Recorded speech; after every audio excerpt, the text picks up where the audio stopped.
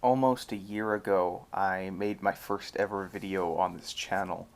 It was about the Anglo-Saxon goddesses Eostra and Freda, and how much of Easter lore is derived from the former. Today, for Easter, I should like to readdress the goddess and compare her to some of the other similar figures that could be found throughout Europe, who she may well be related to in some cases.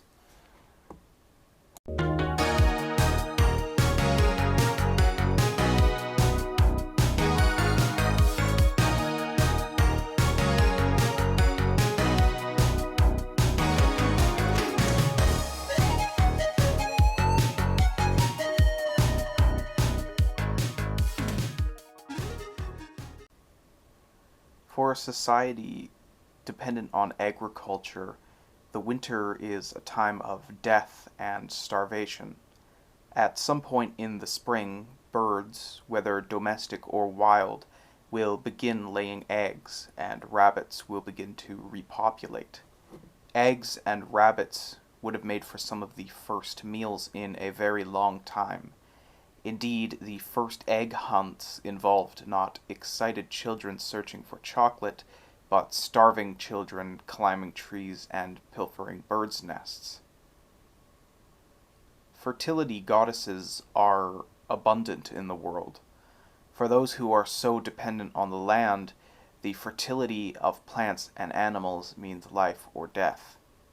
Given that the spring was a sudden period of salvation from the darkness of winter, it should not be surprised that the Anglo-Saxons would deify the spring as Eostra, which is the root of the modern word Easter.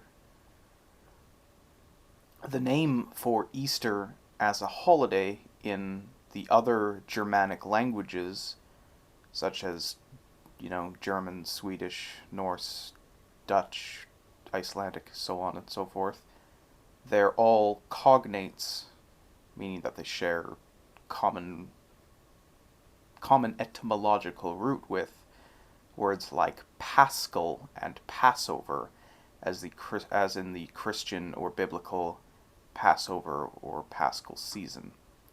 Yet in English it is called Easter, which is a word derived from this goddess, Eostra. This means that when England was converted to Christianity, they kept the name Easter because it must have been of vital importance to the Anglo-Saxons. They couldn't get rid of it. If they could, they would have. Easter, which we view now as a Christian festival, is named after and is the continued celebration of a pagan deity. The festival was assimilated with Christian Passover and only has anything to do with the resurrection of Jesus as an afterthought. Rabbits and eggs have nothing to do with the resurrection of Christ because neither does Easter really. The state religion around the time of conversion would have been Christianity, but the practices of the common people were anything but Christian. However, they had no idea. They called what they did Christianity because they were told, "You're Christian." And they didn't realize that they were doing anything different or wrong in the eyes of the church when they were still worshipping their pagan gods. And it wasn't until hundreds of years later that hundreds and thousands of people were burnt at the stake during the witch trial era for following the wrong religion. When you consider that a cultural assimilation took place where people were slaughtered in mass for following the wrong religion, I think it would be somewhat of a shame to forget what all these old practices were, and that includes Easter. Sometimes Christians will ask things like, do the pagan roots of holidays devalue them in a Christian context? But I would point out that for a festival that wasn't always Christian, would it be so bad if we just remembered that Easter and the resurrection are two different things? I would be willing to bet that when most people think of Easter, chocolate, eggs, and bunnies come to mind before the resurrection, and somehow I doubt that many people's childhood memories of Easter that they look back fondly on involve the parts where they sat in church. That's not to say that you can't or shouldn't celebrate the resurrection, but just that maybe there's a little bit more to Easter than that, and that it's okay if maybe it doesn't come together as a unified whole. Maybe it's okay if holidays mean different things to different people. Perhaps if these traditions persist for 1,000 years after conversion, then the spring goddess still means something to us, whether or not we may know it. Without getting too sidetracked, I was hoping to talk about some of the other deities in Europe that relate to the spring or bear similarities to Eostre. There are a few deities within the Slavic pantheon that share some similarities or just relate to spring. Indeed, the Anglo-Saxons are not the only European tribe to personify the spring. Lelia is a goddess of spring, youth, and love. The first flowers of spring are attributed to her, and in ancient times she had a holiday in the spring called Lialnik, where the girls made wreaths of flowers. She has prayers to her for love and for wedding rites. There is another world in Slavic mythology called Iri. It was surrounded by warm seas, and it was where birds flew away to during the winter, as so do the souls of the dead when they died. In Iri is the great world tree, which is a massive tree that connected all the worlds together, similar to the concept of Yggdrasil in Germanic mythology. Iri is an extremely nice place where it's never winter. The gods decided to live there because of that, and it was believed that birds held the key to Iri, and as such, at the beginning of autumn, it was customary for the Slavs to bury a bird's wing.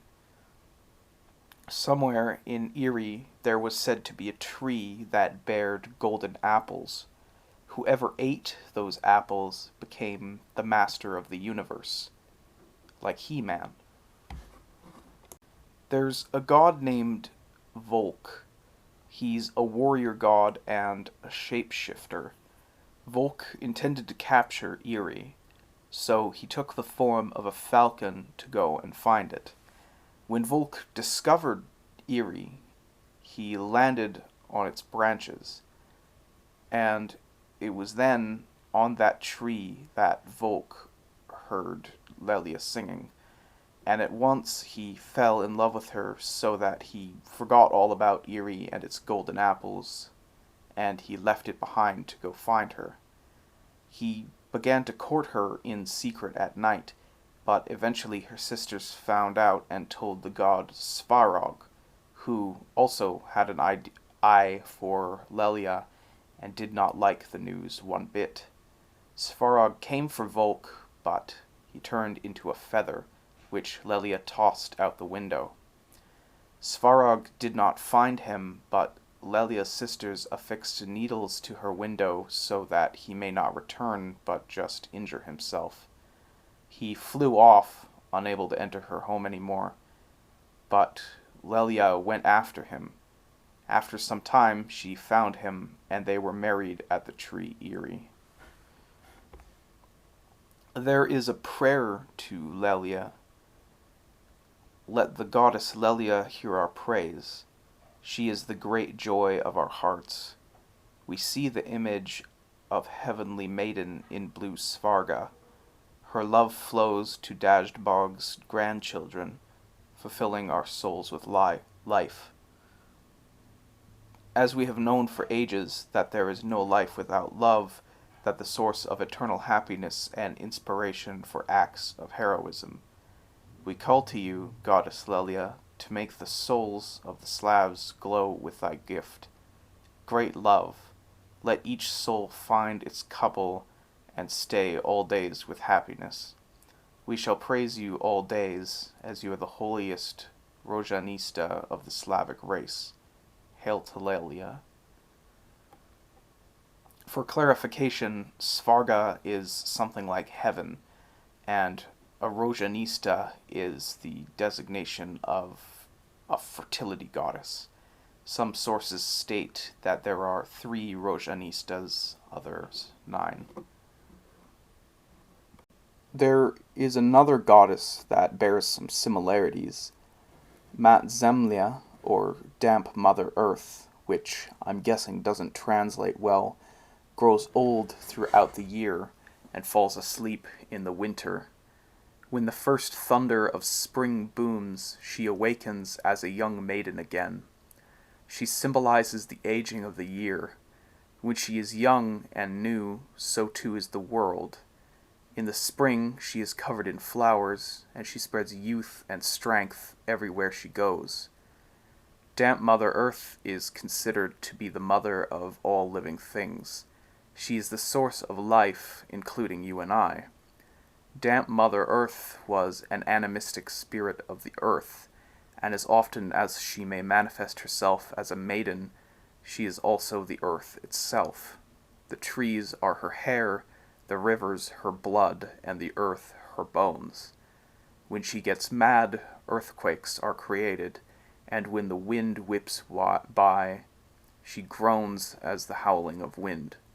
The layer of snow in the winter is her blanket, which she sleeps under until the spring. The Slavs were dependent on damp Mother Earth the same way that the Anglo-Saxons were dependent on Eostre. Without the beauty of spring, the land was dead and people starved. Another deity worth mentioning is Bojic. The god took the form of a deer whose golden antlers shone with the radiance of the sun. It is he that renews the sun, allowing it to grow brighter and hang around longer in the day. Every year he revives the sun at the solstice. Belbog was also called the White God. He lived in the heavens and was the embodiment of the light of day. He was the deity of light, luck, and happiness. He is associated with positive beginnings in people's lives.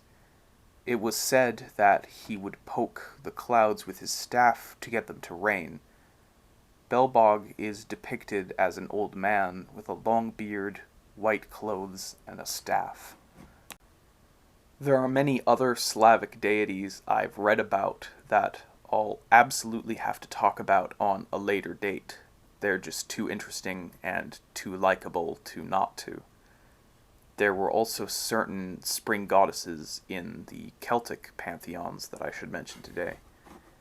It would be a shame to forget Bridget, the Irish goddess who was celebrated in Imbolc. Imbolc was a springtime festival similar to Easter. Bridget had a bonfire that was kept going for her year-round at her places of worship. The bonfire never went out, but rather her sacred fire was maintained year-round. In some cases, the fire would burn, never failing for hundreds of years, until they were put out in the witch trial era, which is a bummer. And at that time, Bridget was also replaced with Saint Brigid.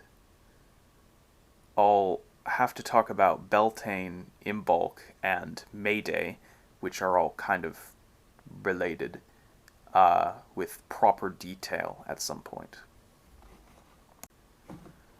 Before France was French, it was Gaulish. Old Roman maps designate the region of France as Gallia after the Celtic tribe that lived there, called the Gauls. In that region, there was a Celtic goddess known as Artio. She was the goddess of the hunt, something like Greek Artemis, depicted both as a bear and a woman.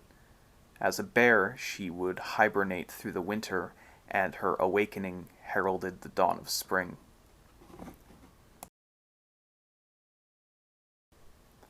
As you can see, throughout history, the beginning of spring has been a time of celebration of the great awakening of the land.